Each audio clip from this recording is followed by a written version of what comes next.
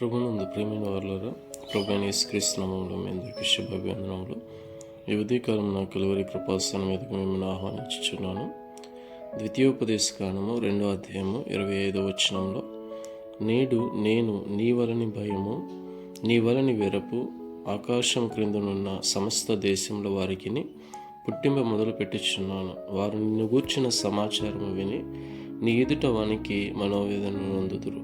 దేవుడైన యెహోవా ఇశ్రాయేలు గురించి ఇచ్చుచున్న వాగ్దానము, శత్రువులందరూ అదేవిధంగా సమస్త దేశంలో వారి అందరూ కూడా మీ గురించి వినినప్పుడు వారిలో భయము కలుగజేస్తాను.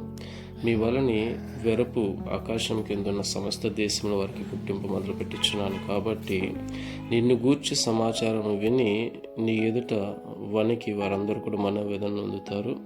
మీరు యుద్ధములకు భయపడకుండా బయలుదేరి వెళ్ళి వారిని స్వాధీనం చేసుకోమని దేవుడు వాగ్దానం చేశాడు. అటు విధంగా మన జీవితంలో కూడా దేవుడు తన ఆశ్చర్యకార్యములను మొదలుపెట్టును గాక. ఆమేన్.